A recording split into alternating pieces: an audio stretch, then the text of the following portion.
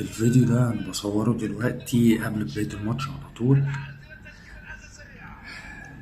ما كنتش قلقان بس دلوقتي القلق بدأ يدخل قلبي، وان شاء الله الاهلي يعملها ان شاء الله، وحاسس الماتش هيطلع 1-1.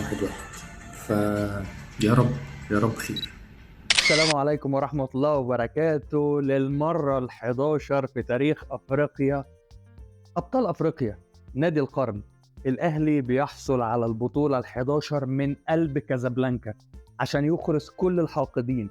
البطولة اللي الناس هتفضل تقول عليها بطولة أطهر الطاهر لاعب الهلال، ماشي، سموها بطولة أطهر الطاهر، سموها بطولة أبو جلامبو، سموها زي ما تسموها. الأهلي قفل اللعبة، البطولة ال11 من قلب كازابلانكا. ألف مبروك للنادي الأهلي ورجالة النادي الأهلي. ألف مبروك للكابتن محمود الخطيب اللي اتقطع كتير قوي الفترة اللي فاتت. ألف مبروك لمارسيل كولر اللي قدر يخرس كل الألسنة بعد كارثة صن داون عشان يرجع وياخد البطولة. فبدون أي رغي كتير خلونا نحتفل مع بعض بقى بالماتش ونتكلم في كام تفصيلة بسرعة. بس قبل ما نبتدي على طول ما تنساش بقى لايك، شير، سبسكرايب، اشترك في القناة وانزل اكتب عاش الأهلي 11 من قلب كازابلانكا. أنا مصطفى الشاعر ودي حلقة جديدة من برنامج كوتش الغلابة.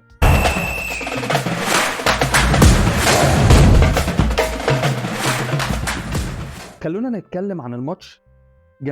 جميل، فرحانين جدا جدا جدا، وفرحتنا ملهاش وصف. ولكن ماتش كان فيه أخطاء، كان فيه بعض اللعيبة خذلتنا، ولكن اللعيبة دي عرفت تصحح موقفها أو اتبدلت، فالبديل عرف يغير الوضع ده.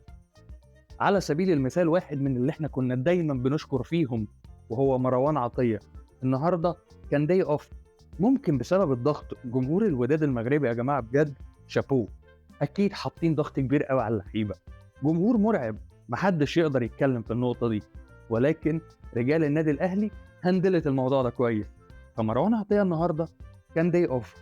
واحدة من الحاجات برضو اللي ضايقتني في الدقيقة 51 واحنا لسه خسرانين 1-0 من الوداد، ان احنا ما بنلعبش كرة على الارض، بنلعب كور عالية، حتى في نص الملعب عمالين نعلي الكورة، مفيش لعيب يثبت الكورة في الارض ويلا من رجل لرجل.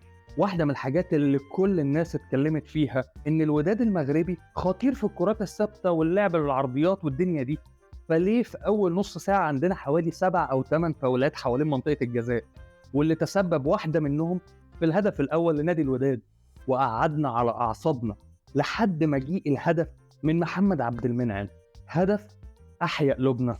عشان نرجع نقول أبطال أفريقيا ونادي القرن. هحط لكم في آخر الفيديو كده أجزاء كنت بصورها قبل الماتش وأثناء الماتش عن حاجات ورد فعلي بشكل بسيط جدا عن الماتش وإيه اللي أنا حاسس بيه وتوقعي. وعلى فكرة أنا كنت متوقع من قبل بداية الماتش إنه هيخلص 1-1. فمن هنا ورايح بقى أعلمه عندكم مصطفى الشاعر ملك التوقعات. ممكن في حالة الزخم اللي أنا فيها والفرحة ما عنديش كلام كتير أقوله، وهتظهر نقط أكتر وأكتر لما أقعد وأتفرج على الماتش تاني وابتدي أحلل الماتش بشكل عقلاني، مش بالأدرينالين رش اللي عندي أو الفرحة العارمة بسبب فوز الأهلي بال11. البطولة اللي كانت غالية قوي، البطولة اللي جت بصعوبة بالغة، بطولة كل الناس قالت ان مستحيل الاهلي ياخدها، الاهلي كان هيطلع من دور المجموعات يا جماعه، اطهر الطاهر والجو ده. ولكن يشاء قدر ربنا ويشاء الله ان الاهلي يحصل على البطوله. وفين؟ في قلب كازابلانكا، عشان يخرس جميع الالسنه ويفضل الاهلي نادي القرن رقم 1 في افريقيا. وزي ما قال رؤوف خليف، ريال مدريد افريقيا هو النادي الاهلي، محدش يقدر يجابه النادي الاهلي، محدش يقدر يقارع النادي الاهلي. النادي الاهلي اعظم نادي في الكون، لو كل الدنيا ضده هفضل احبه بجنون. يوم نصره ليا عيد عمري ما هكون بعيد، ويوم ما بطل اشجع الاهلي هكون ميت اكيد.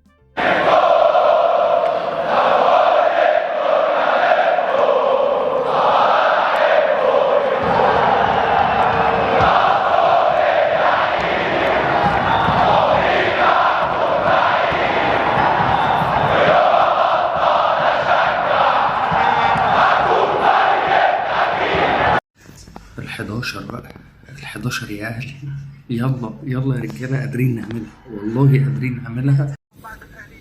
احنا بين الشوطين دلوقتي، نتيجة 1-0 للوداد وكده زي ما انتوا شايفين. مش عارف هي اختفت في الاستوديو التحليلي. أوي أوي، ملناش شكل هجومي ودفاعنا فيه غلطات،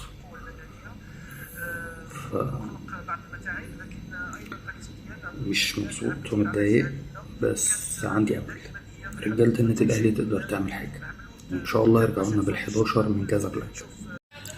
في الدقيقة 59 أول تغييرات كولر، بينزل قفشة وينزل عبد القادر مكان الشحات اللي هو مش في الفورمة النهاردة خالص، مكان مروان عطية. مروان عطية النهاردة غلطاته كتير الصراحة، وبيقلب الخطة ل4-2-3-1.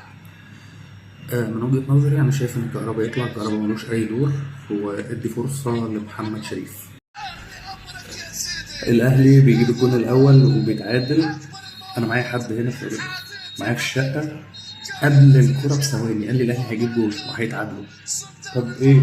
نعتبرها بركة؟ ألف مبروك للنادي الأهلي ورجالة النادي الأهلي ولكل جماهير النادي الأهلي والجماهير الكرة المصرية اللي كان منهم ناس قعدت معايا اتفرجت على الماتش وهم زملكاوية وبيقول لي يا عم احنا مصريين وخلينا نتفرج على الماتش سوا وخلينا نشجع الأهلي سوا. فمبروك للكرة المصرية، مبروك للنادي الأهلي اللي مشرف الكرة المصرية، مبروك لكل جماهير النادي الأهلي ولكل واحد بيقدر الشعار ده والفانيلا دي. ألف مبروك لينا كلنا. وفي آخر الفيديو ما تنساش بقى احتفالا بالفوز لايك شير سبسكرايب، شغل جرس التنبيهات عشان يوصلك كل الجديد. انزل تحت في الكومنتات اكتب مبروك النادي الأهلي، عاش النادي الأهلي، وإن شاء الله إن شاء الله في كأس العالم للأندية نأدي مستوى أعلى بكتير من اللي بنأديه كل مرة، وإن شاء الله السنة دي نوصل النهائي في كأس العالم للأندية عشان يبقى الأهلي رقم 1 في أفريقيا، رقم 1 في الشرق الأوسط، وبفرق كبير قوي عن أقرب منافسيه. أنا مصطفى الشاعر، وده رد فعل سريع قوي، ملخص سريع قوي عن نهائي أفريقيا وال11 للنادي الأهلي. شكرا، السلام عليكم.